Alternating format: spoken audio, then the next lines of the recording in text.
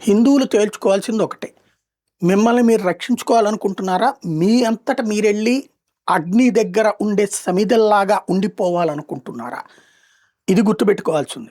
ఇప్పుడు ప్రపంచవ్యాప్తంగా జరుగుతున్నటువంటిది ఒక జిహాదీ అనకూడదు.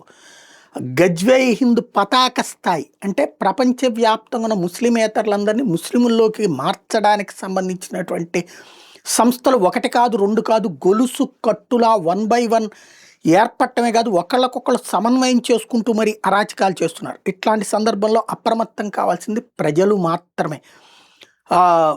ముస్లిం సామాజిక వర్గపు డామినేషన్ ఎక్కువ ఉంటే ఏం జరుగుతుందో ఆఫ్ఘనిస్తాన్, పాకిస్తాన్లో ఉన్నటువంటి హిందువులు, బౌద్ధులు, జైనులను చూస్తే తెలుస్తుంది. అక్కడ ద్వితీయ శ్రేణి, తృతీయ శ్రేణి పౌరుల్లాగా బ్రతుకుతున్నారు హిందువులు. ఆఫ్ఘనిస్తాన్ నుంచి కంప్లీట్ ఖాళీ చేశారు. పాకిస్తాన్లో ఉన్నటువంటి వాళ్ళు అలాగే బతుకుతున్నారు. ఇప్పుడు బంగ్లాదేశ్లో జరిగిన పరిణామాలను చూస్తున్నాం. భవిష్యత్తులో ఇప్పటికే మన దేశంలో పాత బస్తీ, హైదరాబాద్ పాత బస్తీ ఏంటో చూస్తున్నాం, లేదంటే బెంగాల్ చూస్తున్నాం.